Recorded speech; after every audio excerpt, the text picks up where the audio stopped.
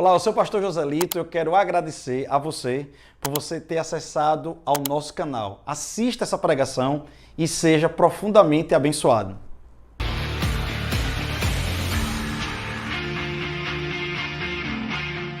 Eu queria dizer o tema da nossa ministração de hoje: paz de propósitos. Repita comigo e diga: paz de propósitos. Aleluia. A Bíblia diz que quando Deus olhou para Esaú e Jacó no ventre da mãe, Ele não viu duas crianças. Ele diz: eis que você está carregando duas nações. A Bíblia diz que quando Deus olhou para o ventre da mãe de Davi, Ele já tinha colocado um propósito para aquela criança, para Davi, seu futuro rei. Davi diz: desde que eu era substância sem forma, desde que eu era um conglomerado de células. Porque se você pegar uma criança, eu não sou da área da medicina, nem dessa área de saúde, mas eu tenho um momentozinho que o feto é desse tamanho, e a gente já consegue ver a cabecinha, o olhinho, desse tamanho já, alguma coisa assim, desse tipo. Eu não sei quanto tempo é para gerar já um perfil humano. Vocês estão entendendo o que eu estou dizendo? Ele está dizendo, antes disso, antes de gerar esse perfil humano. Amém ou não amém? Quando eu só era um conglomerado de células, Deus já tinha me escolhido para ser rei. Então, nós não carregamos somente uma vida, mas nós carregamos um propósito. E quando você vai ver Jesus, ele não se torna filho de Deus. Às vezes as pessoas não entendem isso. Como se Deus fosse o Pai. Não, nós temos Deus Pai, Deus Filho, Deus Espírito. Os três são Deus. E Jesus, Ele é eternamente Filho do Pai. Na nossa noção rasa de humanidade, a gente se pergunta: bom, se Deus é Pai de Jesus, então na eternidade, em algum momento, Deus gerou Jesus. Eu sei que é profundo o que eu estou falando aqui, tá? Teologia pura aqui agora. Mas não. Já na existência de Deus, Deus existe. Ele nunca nasceu, Ele nunca foi criado, Ele existe. Porque Ele é atemporal. Desde toda a eternidade, Deus é Pai, Filho e Espírito. Os três são Deus. Na representatividade deles para a humanidade, Deus quis se apresentar Pai e Filho. Pai e Filho. E um Espírito consciente, unindo. E é por isso que Deus é amor. Porque amor é quando alguém ama alguém. O Pai ama o Filho ama o Espírito ama o Pai, o Filho ama o Pai, eles três se amam. E eles se amam tanto que nos atraiu pelo amor. A Bíblia diz que Ele nos atraiu pelo amor. Então, Deus só é amor, Deus trino. Tá? Deus é amor. Por exemplo, um testemunho de Jeová não pode dizer que Deus é amor. Por quê? Porque na eternidade, se para ele só existia Jeová, na eternidade, quando não existia nada, Deus estava amando quem? Então ele não pode ser aquilo que ele não faz. Vocês estão comigo ainda não? Estou tentando trabalhar com vocês, amém? Ok. Então esse é um dos maiores argumentos apologéticos para demonstrar que o testemunho de Jeová é uma seita. Tá? Não estou entrando em heresiologia, mas é uma seita, amém? Com todas as letras do mundo. Amém, porque não aceita a trindade. E a trindade é uma demonstração. Mas por que Deus decidiu se demonstrar como Pai? Será que Ele é machista? Será que Ele não entende a importância da mulher? Não, não é isso. E vocês vão entender no percurso do que nós vamos falar aqui hoje. Como hoje é uma pregação para os pais, as mulheres vão orando aí para que seja gerado algo nos homens, amém, amados? Então vai intercedendo por mim. Então, Quando eu digo que nós somos pais de propósitos, é porque quando eu olho para Ana Rosa e Sofia, Ana Rosa e Ana e Sofia, quando eu olho para as duas, eu não vejo somente duas meninas ou duas crianças, eu vejo dois propósitos. E mais do que eu deixar uma herança que se gasta, eu tenho que deixar um legado. E muitos pais querem deixar herança, mas não conseguem deixar legado. E legado é quando um pai conseguiu transferir um DNA psicológico, um DNA espiritual para os seus filhos. E mais do que nunca, é um pai crente, cristão, conseguir transferir para os filhos a mesma paixão por Cristo. Não é só transmitir uma certa inteligência para o filho, que isso é muito importante, nós vamos falar sobre isso, mas é também transferir uma espiritualidade para os seus filhos. O meu sonho é que Sofia e Ana Rosa sejam mais apaixonadas por Jesus do que eu sou. Porque se elas forem apaixonadas por Jesus como eu sou, eu sei que tantas coisas elas não vão precisar viver. Tantas coisas elas não vão precisar sofrer. Porque elas vão colocar Jesus no centro. Amém, gente? E isso é um legado. Não é uma herança, é um legado. Agora, quando eu vou falar de paternidade hoje, para mim é muito difícil a posição incômoda e desconfortável. Essa posição de pregar sobre paternidade hoje. Por quê? Porque meus filhos não estão crescidos. Então, quando Sofia tiver lá para os seus 30 anos de idade, Ana Rosa tiver lá para os seus 20 anos de idade, eu vou poder falar alguma coisa. Elas duas, uma tem 12, outra tem 2 anos. Então eu ainda estou aprendendo a ser pai. Porque eu não sei como é ser pai de um adolescente, ela é uma pré-adolescente.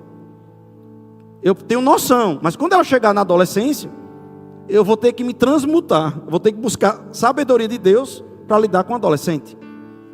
Vocês estão comigo? Ou não?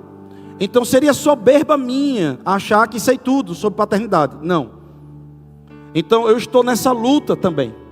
Eu ainda estou na luta de encravar nos meus filhos, em detrimento a uma agenda tão doente, em detrimento a uma agenda mundial tão doente, cravar uma inteligência e uma espiritualidade nelas duas. Vocês estão comigo ainda? É desleal, como o pastor Marcelo fala, é desleal a concorrência. Então, eu ainda estou buscando amadurecer minha paternidade. Mas no que eu sei, eu vou pregar hoje. Então tem dias que eu melhoro, tem dias que eu digo, não é por aí, eu tenho que melhorar nisso aqui. Então eu estou buscando melhorar. Estou buscando aprender. Então Malaquias 4:5, eu vou ler logo os 3 versículos, para dar a fundamentação, depois eu começo a pregar. Malaquias 4:5 diz o seguinte: eis que eu vos enviarei o profeta Elias, antes que venha o grande e terrível dia do Senhor. Allan Kardec, ele pega esse texto e desconfigura todo. Até para você que era espírita ou algo parecido, eu vou falar um pouquinho sobre isso agora. E ele converterá o coração dos pais aos filhos, e o coração dos filhos aos seus pais, para que não venha e fira a terra com maldição. Veja, ele está dizendo que antes dos fatos escatológicos, ou seja, antes do arrebatamento, antes do fim dessa era, antes de tudo que nós sabemos sobre tribulação e tudo isso daí, Deus estaria trabalhando na terra com uma unção. E essa unção seria específica para poder converter o coração dos pais aos filhos e dos pais. E se isso não acontecesse, maldição começaria a acontecer na terra ao tempo da igreja. É sobre isso que está falando. Então, as famílias e a igreja, família como célula e a igreja, é o sal dessa terra. Não, você não entendeu não. As famílias é tudo que o diabo quer destruir. Porque sabe que se destruir a paternidade, e é sobre isso que nós estamos falando hoje, por exemplo, maldição começa a entrar, destruição começa a entrar nas famílias. Vocês estão conseguindo chegar até aqui? Amém. Em Lucas 1,17 diz o seguinte: e irá adiante dele no espírito e virtude de Elias. No espírito e virtude de Elias. Malaquias diz que viria um Elias. Em Lucas está dizendo que veio. O próprio Jesus disse: o Elias esperado é João. Aí Allan Kardec diz que João é a reencarnação, João Batista, de Elias, lá no Evangelho segundo o Espiritismo. Não. Na verdade, com licença da palavra, Allan Kardec ele foi guiado por um espírito de engano. Porque a mesma médium que falou isso para ele é a mesma médium que vai agredir ele, vai querer bater nele. E a Bíblia diz que de uma fonte não pode jorrar duas águas, uma amarga e uma doce. Então o espiritismo é formado inicialmente já com espíritos de engano. E eu posso provar isso tecnicamente. Agora, teologicamente também eu posso provar. Por quê? Porque o próprio espiritismo, no livro, o Evangelho, o Médio e também o livro dos Espíritos, nos dois livros, ele diz que a última encarnação é que dá a forma do perispírito da pessoa. O que isso quer dizer? A pessoa pega a última identidade da última encarnação. É tanto que Paulo de Tarso, a última encarnação dele é Emmanuel, que é o espírito que acompanhava Chico Xavier, né? Isso mesmo, é. Eu não quero coisar vocês, mas eu só quero que você entenda do que nós estamos falando, né? Por favor, me acompanhe, tente me acompanhar. Então, se João Batista, ele era a encarnação de Elias, no mundo da transfiguração, quem deveria aparecer não era Elias, mas João Batista. Oh Jesus, queria tanto que você desse um glória a Deus e entendesse o que eu estou falando. Então, é claro, real e verdadeiro que tudo que ele ensinou no Evangelho segundo o Espiritismo é totalmente fora de ordem, descabido e como que chute sendo dado em lampejos. Não há congruência. Se você ler todos os livros e ler todo o entendimento espírita, ele cai por terra. Vocês estão comigo? Amém ou não amém? Amém, glória a Deus. Amém. Então, não é sobre isso que ele está falando. Me desculpe fazer esse arrudeio, mas ele está falando que haveria uma unção tão forte, uma unção tão braba, sabe? Haveria uma presença de Deus, aleluia, em um homem, que converteria o coração dos pais aos filhos, dos filhos aos pais, e ali seria João Batista. E eu acho lindo, porque você vai ver em um momento que João Batista tem dúvida acerca se Jesus é o Cristo, e os discípulos de João vão até Jesus, depois volta para dar notícias para João e diz: sim, ele, o Messias, ele está libertando pessoas endemoniadas, ressuscitando as pessoas que estão mortas e está curando os enfermos. Isso quer dizer que João Batista, no meio do deserto, tinha filhos. A mesma coisa de Elias. Elias tinha filhos sem ter gerado. Fica comigo, não viaja não. Elias tinha filhos sem ter dado o seu sêmen. Como assim, pastor? Eliseu, quando vê Elias sendo arrebatado, ele diz: pai, carros de Israel. Então Eliseu olhava para Elias não só como um grande profeta, mas olhava para Eliseu olhava para Elias como o seu próprio pai. E quando ele é arrebatado, recebe um pedaço do pano, os outros filhos vêm e diz: cadê Elias? Ele pega o manto e bate na água, como se dissesse: a unção dele está sobre mim agora. Porque a unção é transferível. Não vou entrar sobre isso hoje. Um dia que a gente falar de unção, a gente fala sobre isso. Mas vamos para frente. Aleluia.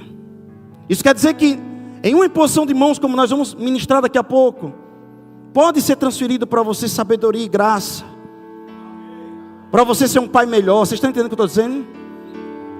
Mas Elias não gerou filhos naturais, mas gerou filhos espirituais. E quando Malaquias ele diz, olha, vai vir uma unção muito forte, a unção de Elias de converter o coração de pai para filho, filho para pai. Alguém poderia dizer, mas Elias nunca teve um filho biológico, mas Elias teve dezenas de filhos espirituais. Isso mostra que pai não é só quem gera no ventre, mas pai é quem cria. Oh, Jesus, me ajude. A paternidade é algo que é para ser gerado como um legado, uma unção, uma transferência. Não está falando só de dinheiro, não está falando de uma carga genética somente, mas está falando de um acompanhamento. Porque quando Eliseu procura Elias, ele diz, Elias, eu quero que você me entenda e eu quero que você me dê a porção dobrada. Não é assim que ele diz? Eu quero a porção dobrada. O que ele estava querendo dizer? Eu quero ser reconhecido como o primeiro filho, o primogênito, porque todo primogênito tinha direito a uma porção dobrada. E Elias diz, dura coisa me pediste. Por que dura coisa me pediste? Porque tinha outros que já estavam mais tempo.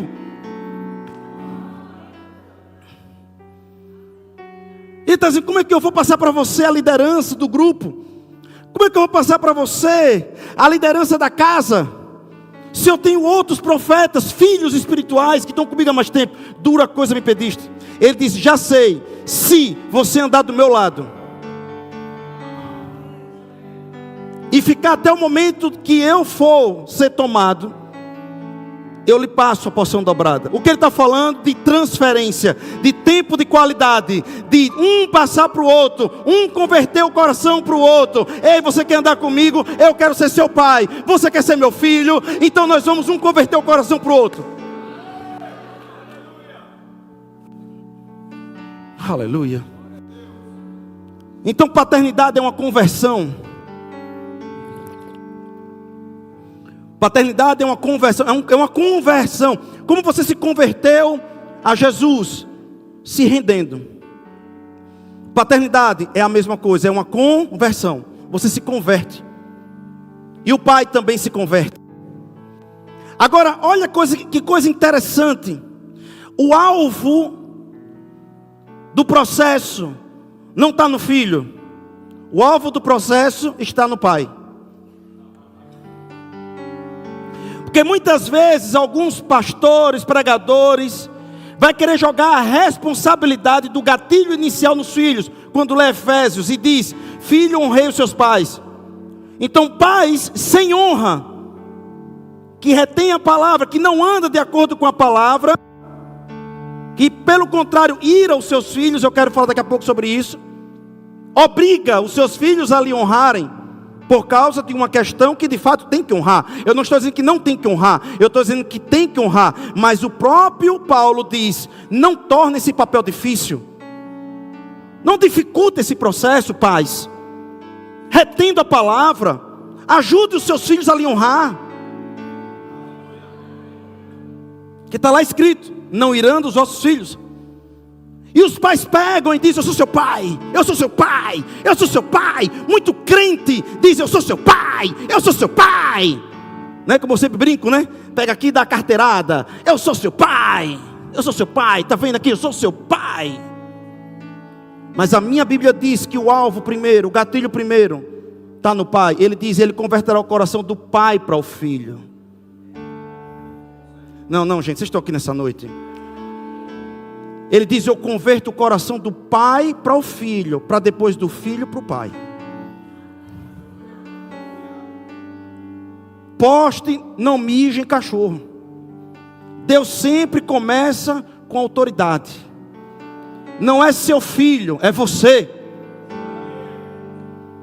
Homens que estão aqui nesse lugar agora, homens XY, vocês não dão só a sexualidade, porque o Y e o X saem de você, mas assim como é no código genético, em que você dá a sexualidade, o gênero, o caráter sexual, você também espiritualmente dá a identidade espiritual.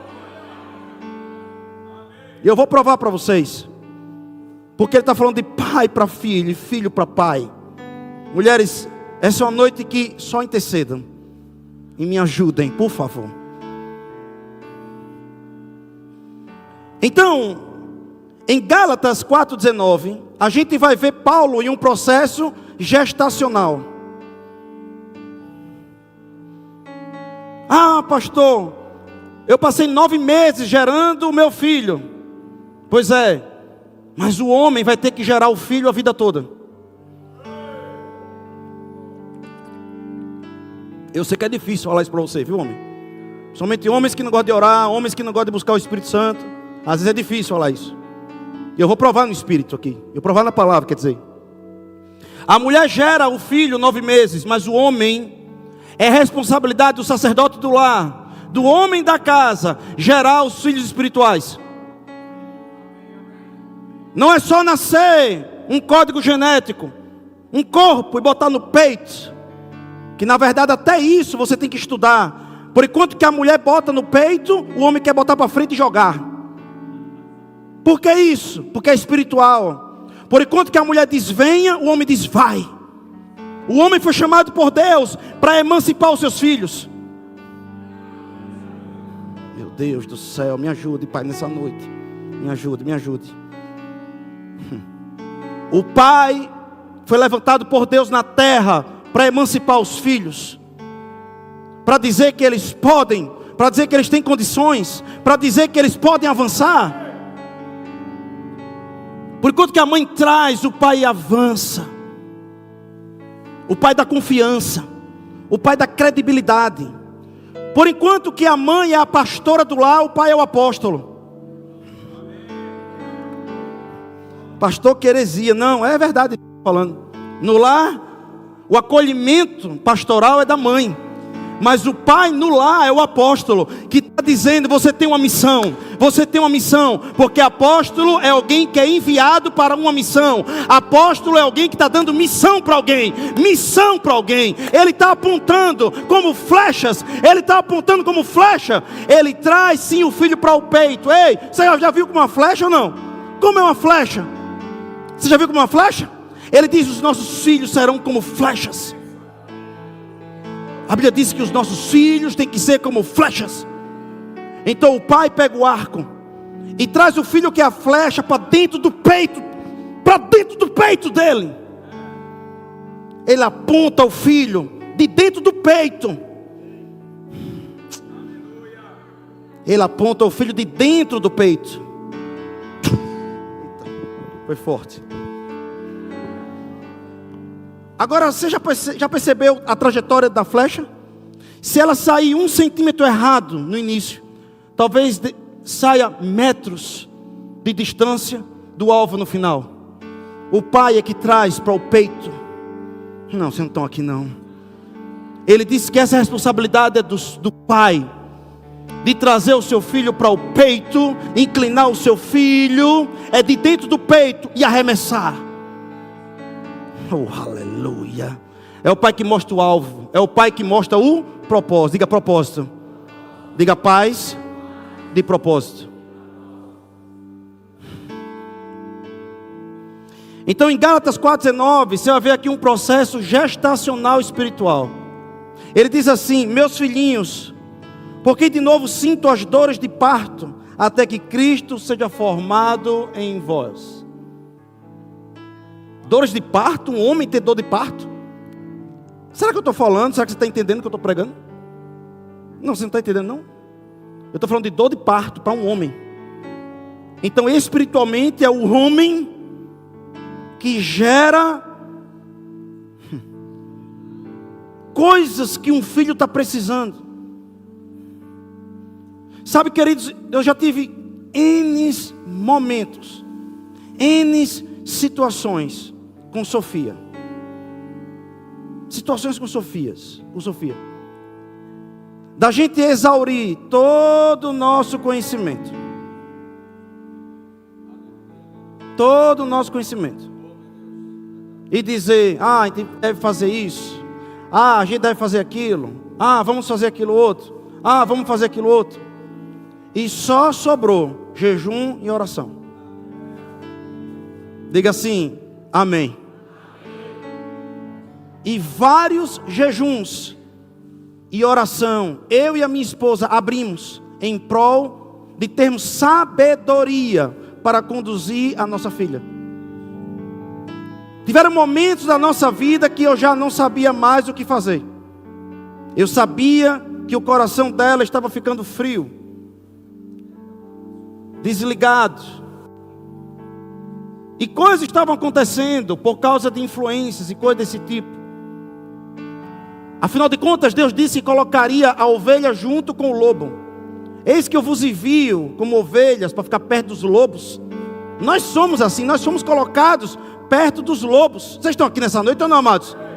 Amém ou não amém? Ainda que nós queiramos, eu sei que tem alguns que queiram colocar o seu filho em homeschool, e não tenho nada contra, pelo contrário, uma proposta até cristã. Mas vai chegar um dia que o seu filho vai entrar na faculdade. Vai chegar um dia que seu filho vai se deparar com um grupo de amigos de trabalho. Vai chegar um dia que o homeschool não vai alcançar mais. Vai chegar um dia que vai tomar a decisão é o seu filho. E diante daquilo que está escrito, a Bíblia diz que as más conversações corrompem os bons. Ele diz em que idade? Não. Eu já vi homem de Deus de 50 anos de idade viveu uma vida no altar até os 50. Quando chegou com 50 começou a adulterar. Eu já vi homens de Deus com 60 anos de idade. Quando chegou nos 60 pirou o cabeção. E quando você vai perceber que ele começou a beber de fontes, más conversações, fontes erradas, começa a corromper o pensamento e as atitudes. Então homeschool, ainda que dê uma base, ainda que a sua presença, mas vai chegar um momento que eles vão estar só. E o que vai acompanhar eles é a unção. O que vai acompanhar eles é o que você gerou no Espírito. Não é somente palavras, mas os seus filhos precisam ser gerados espiritualmente dentro de vocês. E não é a mulher, é o homem. Há um útero espiritual no homem que pode pegar, porque Paulo tinha. Então se Paulo tinha, eu tenho também. Que eu posso, e ele diz, por quem de novo? Samuel, por quem de novo? Então Marcel, por quem de novo? Isso quer dizer que a igreja de Gálatas, Helena, estava formada. Nós temos uma matéria no Rema só para mostrar o que foi que desformou. Não dá tempo hoje. Mas essa igreja começou a ouvir coisas erradas. Ouviu coisa errada e perdeu a forma. Paulo teve que gerar de novo. De novo gerar. Pastor, quantas vezes eu vou orar pelo meu filho? A vida toda. Você vai estar gerando o seu filho a vida toda. Porque a disciplina para o seu filho é até quando ele é novinho. Quando seu filho se tornar um rapagão. Eu vejo aqueles meninos ali, conheci quando era criança. Hoje está um homem barbado aqui, um menino aqui tudo, conheceu. Sofia, minha filha, está botando corpo já de mulher. Vai chegar um dia que a disciplina não pega mais. Não é a disciplina que vai condicionar os seus filhos, vai chegar um dia. O que vai condicionar seus filhos é a sua oração. Não, você não está aqui nessa noite não. É a sua oração, pai. É você começar a orar pelo seu filho, gerar o seu filho no seu útero espiritual. Como é que você faz isso? Pai, Sofia do Senhor, eu digo, Satanás, tire as mãos dela, em nome de Jesus. Agora eu declaro sobre ela a tua graça, que o seu sangue seja ativado na mente dela, que ela possa ter temor e que ela possa entender que os anjos do Senhor colaboram. É gerar.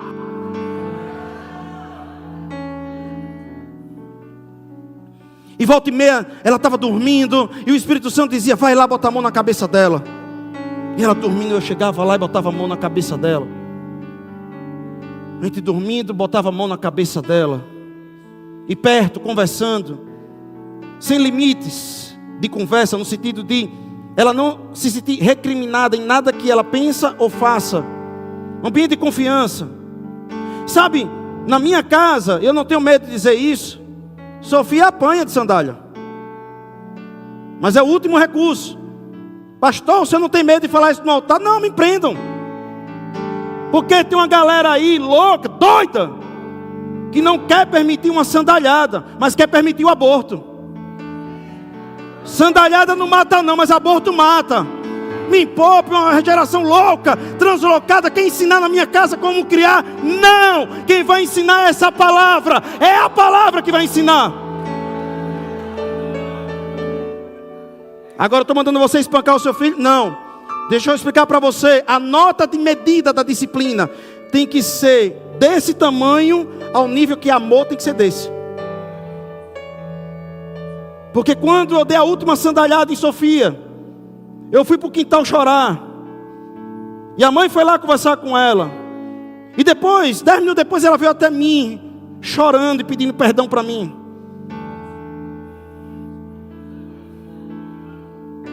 Eu estou dizendo que você precisa bater no seu filho toda hora? Não.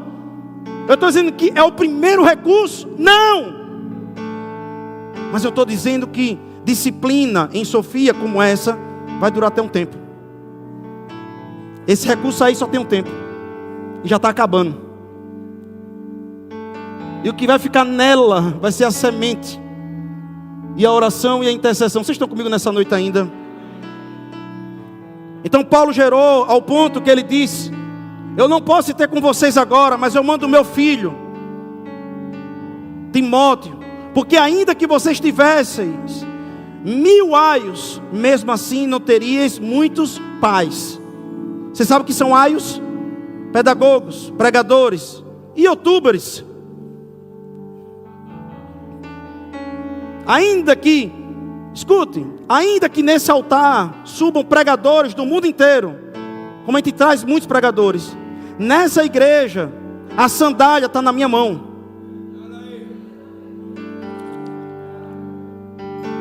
Tem coisas, e eu não estou me julgando melhor, e todos nós temos consciência disso, ao ponto que os próprios pastores e líderes dizem: pastor, o senhor precisa tocar nesse assunto na igreja, o senhor precisa falar isso na igreja. Porque os pastores auxiliares, eles têm uma responsabilidade de ser um aio.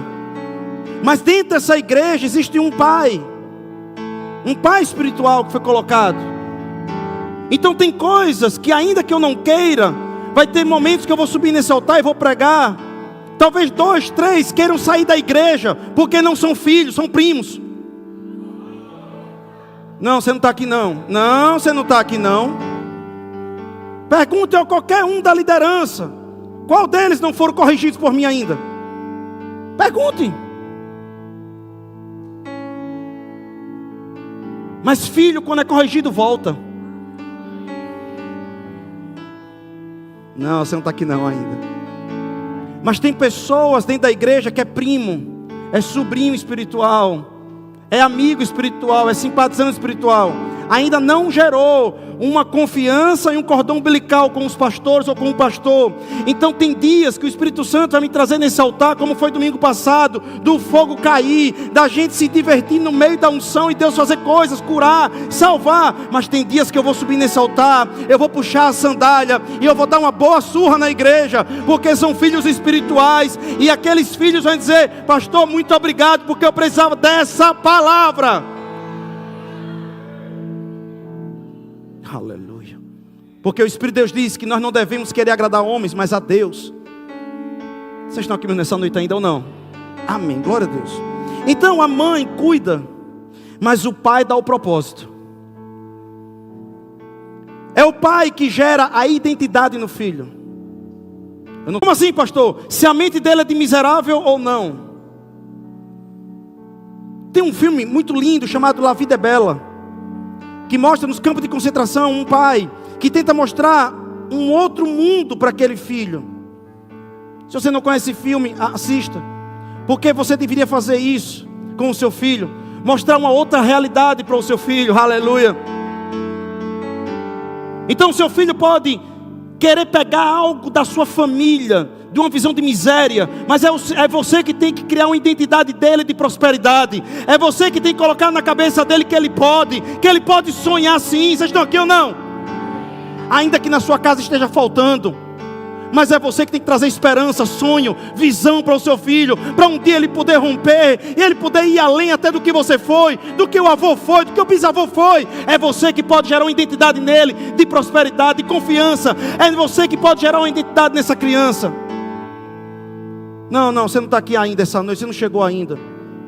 Muitos pais só sabem chegar para dizer, não presta, não gostei, reprovar, dizer não está bom. Você está desconstruindo o seu filho. Você não está gerando confiança nele.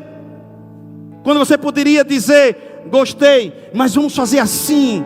Olha, eu vi algo massa, vamos fazer de tal jeito, vamos melhorar assim, vamos fazer tal. Seja uma voz feed forward, seja uma voz que você possa mostrar para ele uma visão diferente. Não enjaule o seu filho como você foi enjaulado, pai. Não enjaule o seu filho como você foi enjaulado. Eu vou falar de novo. Não transfira para os seus filhos as maldições que você carregou um dia. Não sangre sobre os seus filhos. Procure Deus, sare suas feridas, pais, e ajude os seus filhos a terem um propósito nessa vida. Mas somente alguém que tem identidade consegue ter e entender o seu propósito. Mostre a origem dele, mas não mostre só a origem de onde você saiu. Se você for na minha sala, você vai me ver pequenininho, sem camisa. Você vai me ver em um caminhão, junto com meu pai, porque eu sempre quero me lembrar de onde eu vim. Mas eu não posso... Se eu não souber de onde eu vim, eu não vou saber para onde eu vou. Entende o que eu quero dizer? Mas você não pode prender o seu filho no passado. Você tem que mostrar de onde veio, mas principalmente de onde veio espiritualmente. Olha, assim foi minha infância, mas também eu tive uma origem em Deus. Eu, quando encontrei Deus, mudou isso, fez isso. Mostre sua origem em Deus. Não mostre só sua origem familiar. Não, você não está aqui ainda. Deixa eu dizer uma coisa. Não diga para o seu filho o quanto você só apanhou, o quanto você teve uma infância tão difícil, mas mostre para o seu filho o quanto Jesus mudou sua vida, o quanto Ele fez de diferença. Mostre a sua origem natural, mas mostre a sua origem espiritual para o seu filho. O que foi que Jesus fez diferente da sua vida? Homens, o que foi que Jesus fez de diferente da sua vida? Aleluia.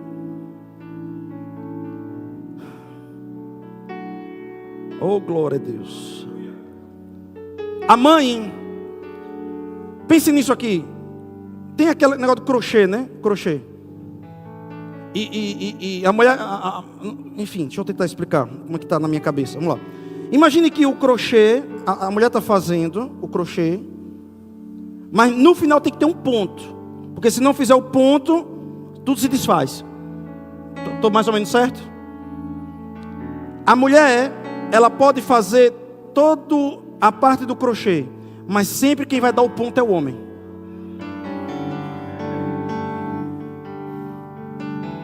Vou explicar para vocês, se preocupe não, vou explicar. Vocês vão entender. Esse ponto, deixa eu explicar para você, amém? Esse ponto é do homem, mas muitas vezes quem está dando esse ponto é o diabo. Aleluia. A mulher pode falar o dia todo com os filhos, mas tem uma hora que o homem chega e o homem tem que dar o ponto.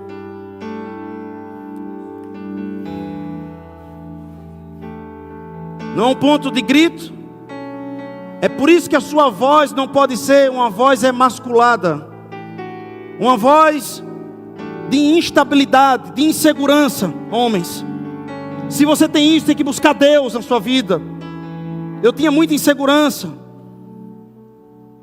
mas o ponto final, a sua voz não pode ser uma voz. A mulher, ela vai costurar muita coisa, ela vai falar. Eu não estou dizendo que a mulher é faladeira, por favor, mas a mulher, ela é esse acolhimento que vai falar. Mas o homem tem que chegar uma hora e dizer: o ponto é esse, é aqui que é o ponto, e não há mais discussão, é isso aqui. Por isso que você tem que ser guiado pelo Espírito. Porque se o homem der o ponto errado e não der certo, os seus filhos não vão confiar em você.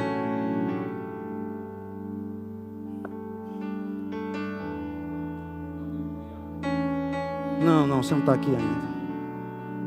Eu já vi famílias sendo firmadas na igreja, firmadas na igreja. Filhos tendo experiência com Deus que não tinha e não estava tendo, sendo aquecidos nos bastidores da igreja, em outros departamentos.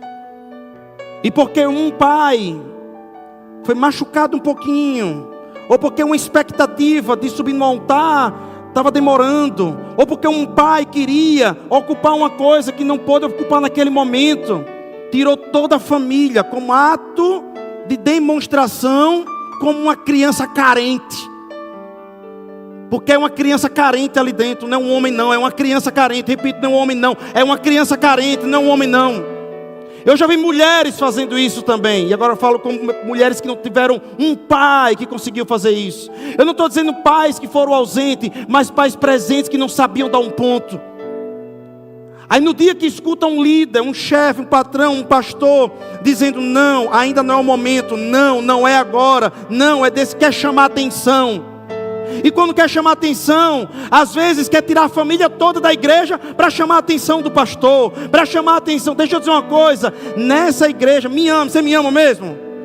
Eu não dou atenção para quem está querendo fazer chantagem emocional.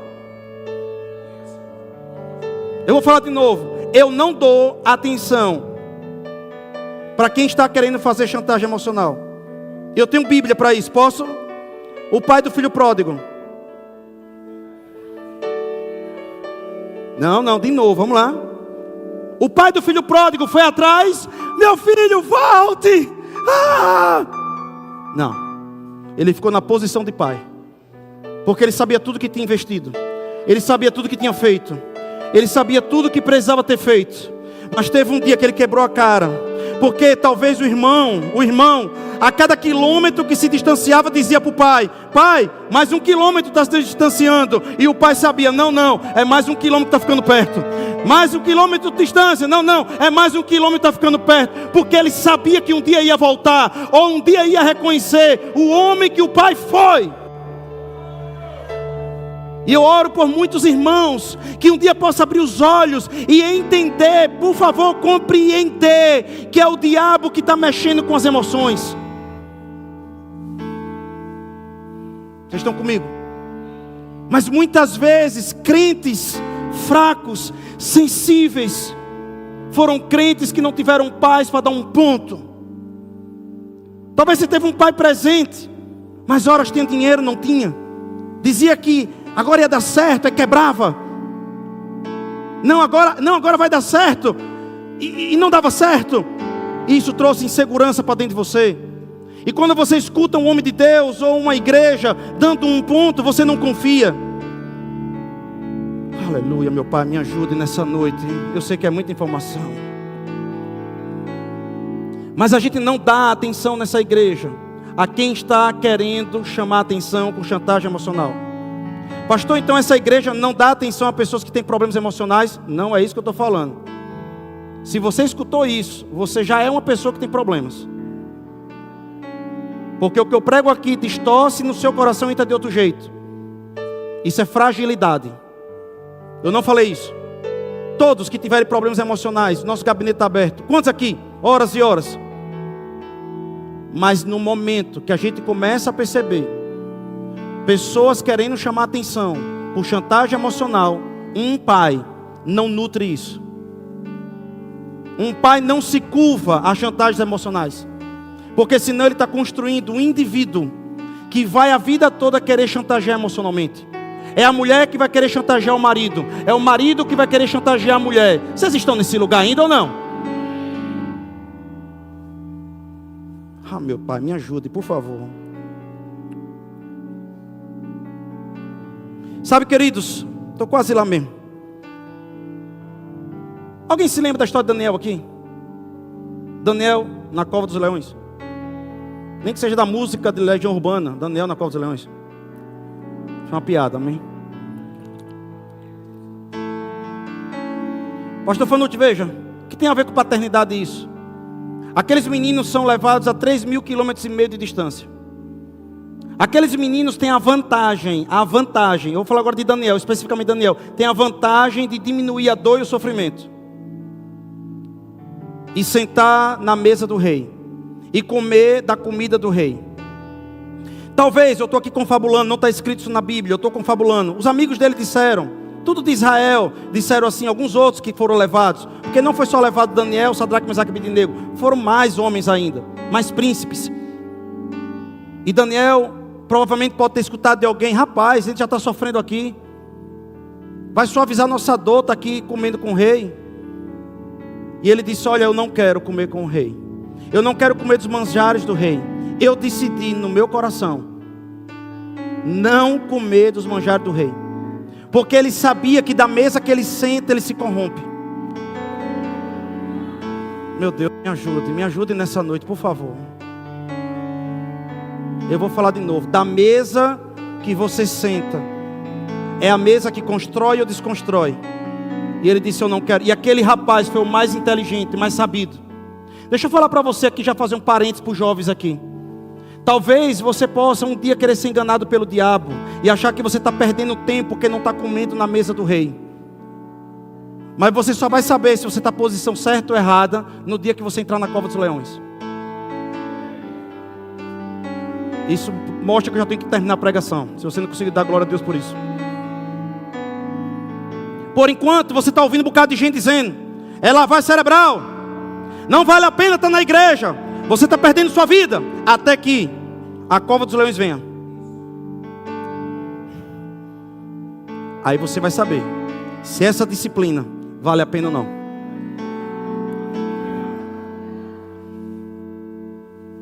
Oh, aleluia. É só no dia da cova dos leões que a gente vai ver alguém que deixou de ir para uma micarana e decidiu mergulhar no Espírito.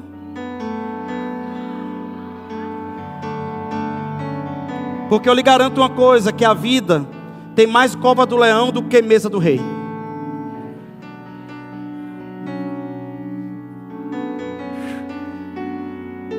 A vida tem mais cova do leão do que mesa do rei.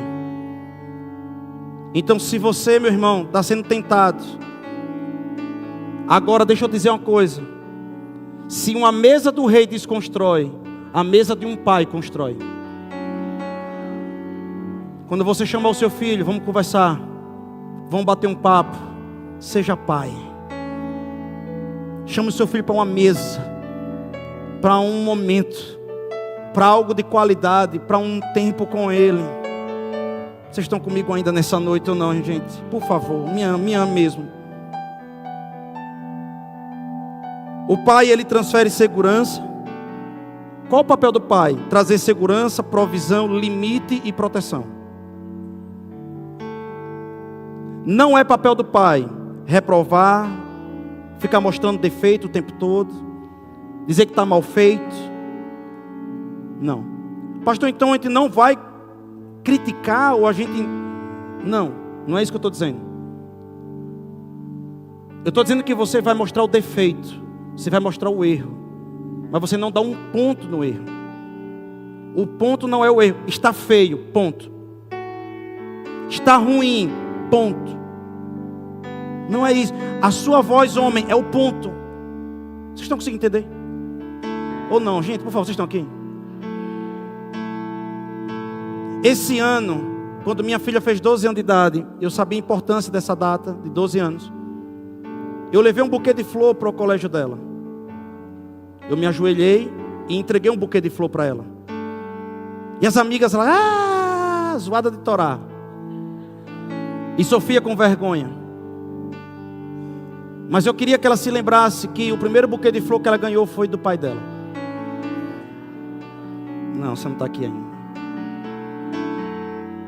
Com 7 anos de idade, a minha filha, me perdoe, eu vou passar só uns 5 minutos, vamos lá. Com 7 anos de idade, eu saí completamente do serviço público e assumi completamente essa igreja. E eu pude fazer os meus horários. Mas foram 7 anos trabalhando muito, de manhã, de tarde e de noite, de manhã, de tarde e de noite, de manhã, de tarde e de noite, viajando o Brasil. Eu fui muito ausente como pai. Não que eu fui um pai ruim, mas eu fui ausente como pai. E quando eu cheguei em casa, que Dani começou a trabalhar na Polícia Civil, e eu cheguei em casa, e agora eu ia à tarde e à noite trabalhar na igreja, e pela manhã também no WhatsApp resolvendo muita coisa.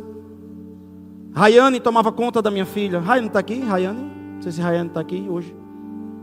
E a minha filha tinha algumas coisas, Sofia com 7 anos. Os irmãos achavam que a gente botava roupa nela, porque ela era religiosa.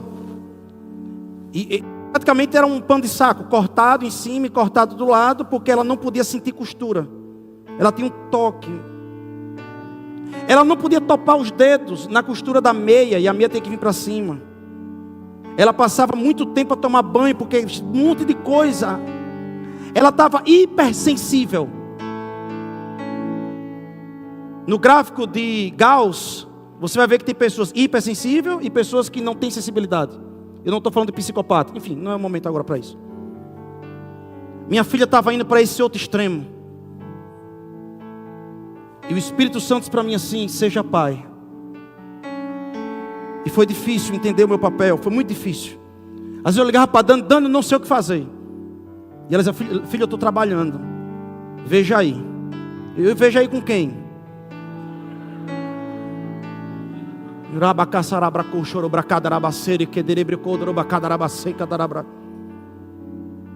Teve momentos que eu quis falar alto: pare com isso. E não resolvia. E eu comecei a entender. E com mais ou menos 2 meses, eu acho no máximo 3 meses, ela já não estava mais com aqueles toques nela. Por causa da presença de um pai.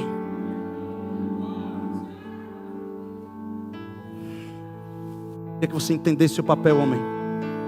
Eu queria que você compreendesse. Vocês estão comigo ainda nessa noite? Eu sei que está... Então, para finalizar, pedir o pessoal para subir. Eu tenho visto pessoas que no lugar do pai, eu queria falar muito isso essa noite, eu finalizar com isso aqui. Eu tenho visto pessoas que no lugar do pai, preste atenção nisso por favor, talvez esse é o momento mais importante dessa pregação. Talvez é isso que você está precisando para virar uma chave na sua cabeça. Eu tenho visto pessoas que no lugar do pai, está colocando uma proteção. Como não teve um pai, como diz as Sagradas Escrituras. Não estou dizendo que seu pai era desonesto.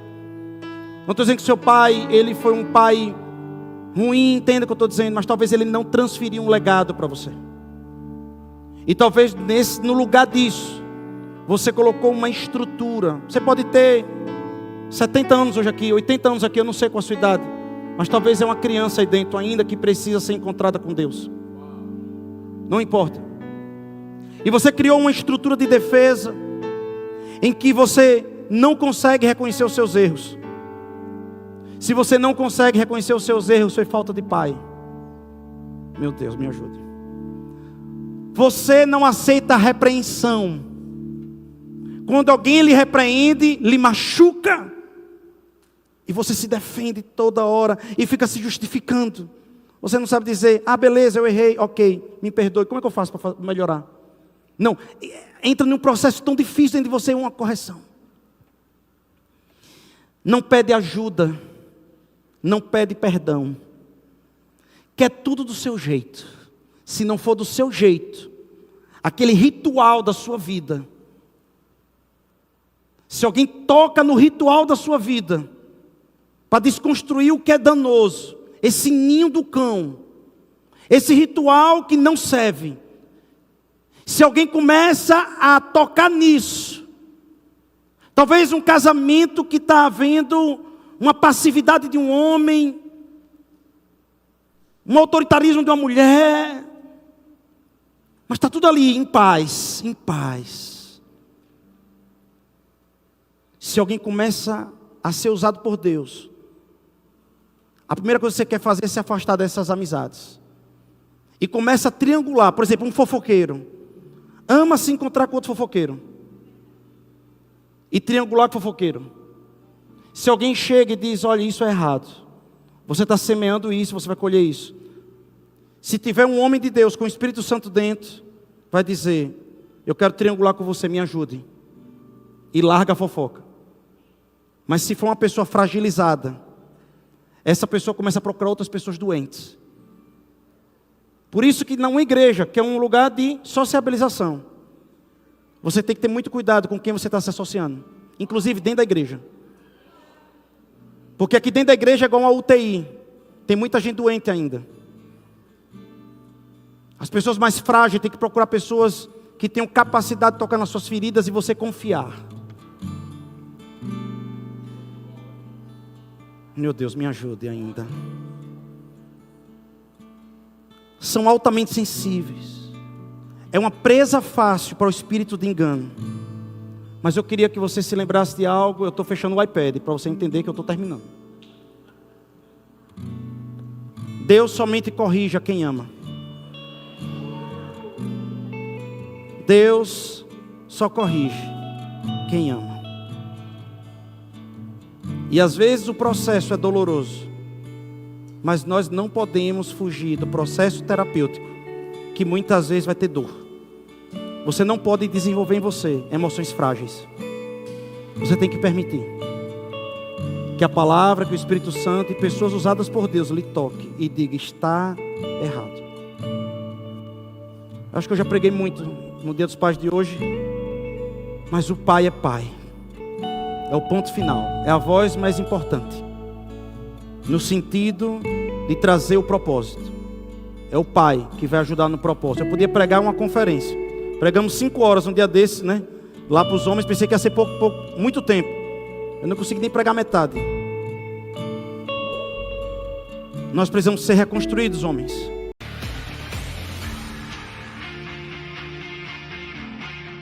Eu espero que você tenha sido abençoado com essa pregação.